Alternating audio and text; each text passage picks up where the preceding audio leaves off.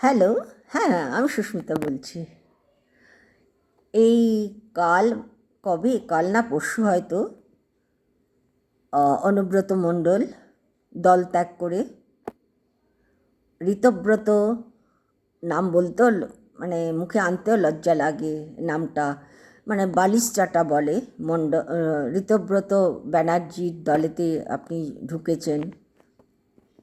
যদিও আপনি খুব খারাপভাবে দিদিকে আঘাত করেননি, কিন্তু দিদি এতটা ভালোবাসা দিয়েছে, এতটা ভালোবাসা দিয়েছে, আজ আপনি দলটা ছেড়ে এদের নেশাতে, এদের মানে কথাতে আপনি দল ত্যাগ করলেন।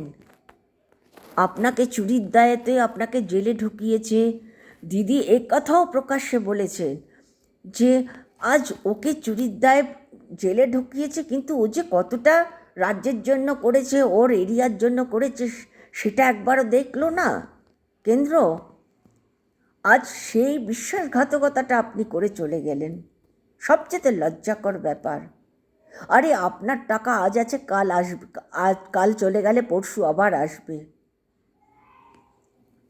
কিন্তু আপনার যে অকৃতজ্ঞতা, সেটা জেনারেশন বাই জেনারেশন ইতিহাসের মধ্যে লেখা থাকবে। সেটার থেকে জানবে আপনার পরিবার পরিচয়, যে আপনারা গদ্দার পরিবারের লোক বলে, বেঈমান পরিবারের লোক। আপনার মেয়ের পিছনে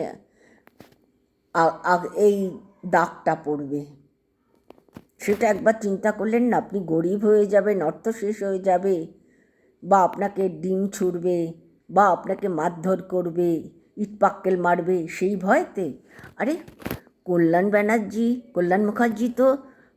ব্যানার্জিকেও তো অ্যাটাক করেছিল মুখার্জিকে,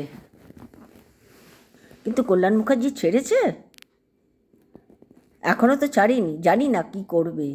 কারোর ওপর আমার বিশ্বাস আর ভরসাটা হচ্ছে না। দিদির প্রতি যে অবিচার চলছে। তবে এইটুকুনি বলছি, যার কেউ নেই তার ঈশ্বর আছে। ঠিক আছে, ভালো থাকুন।